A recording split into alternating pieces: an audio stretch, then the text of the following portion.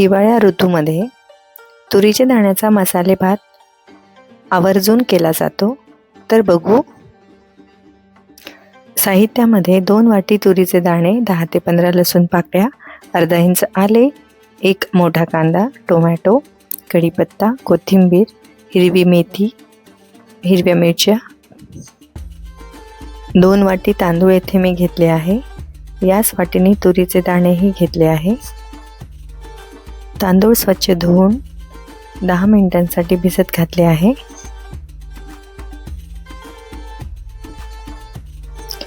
कांदा, टोमॅटो, कोथिंबीर, हिरवी मिरची, मेथी बारीक कापून घेतली आहे.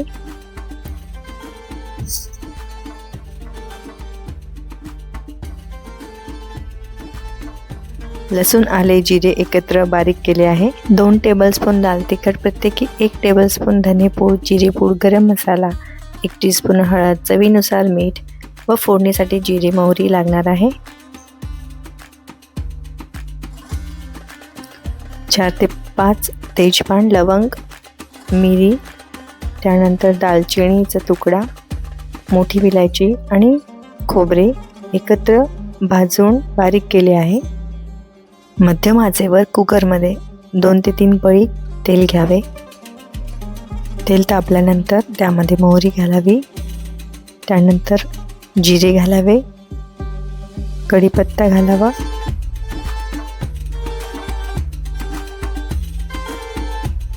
त्यानंतर कांदा घालावा व गुलाबीसर होईपर्यंत परतून घ्यावा.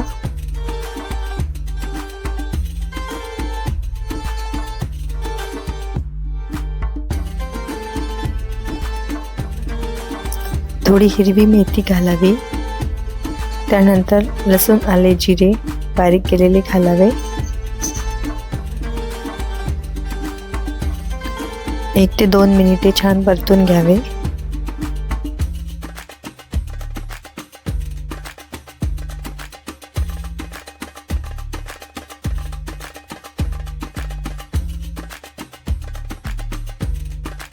त्यानंतर हिरवी मिरची व कोथिंबीर घालावी.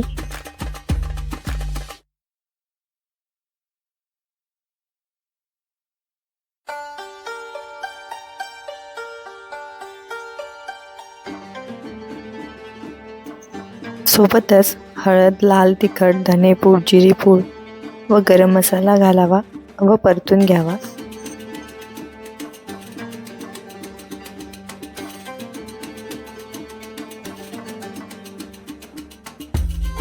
टोमॅटो घालावा व छान परतून घ्यावा.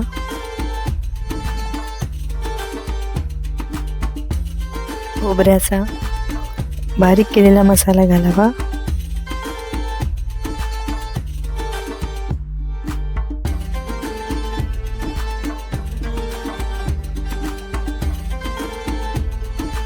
त्यानंतर 2 वाटी तुरीचे दाणे घालावे व सर्व साहित्य एकत्र करून व्यवस्थित मिक्स करून घ्यावे.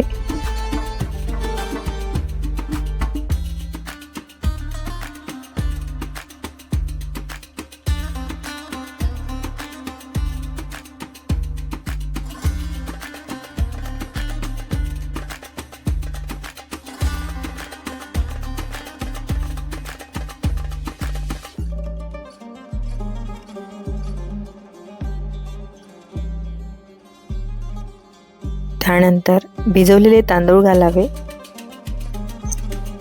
सर्व साहित्यासोबत मिक्स करावे.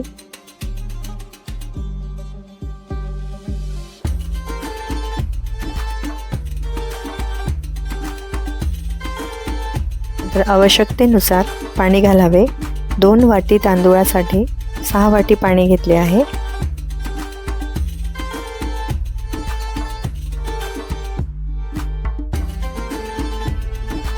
सर्व साहित्य मिक्स करून घ्यावे आणि पाण्याला एकदा उकळी आल्यानंतर मीठ घालून कुकरच्या 3 शिट्ट्या करून घ्याव्या.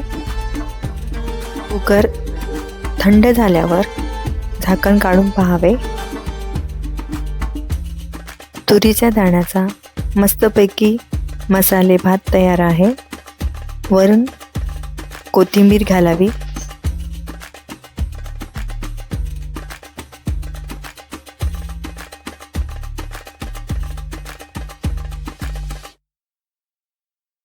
हा भात गरमागरम कढी व पापड यासोबत सर्व करावा.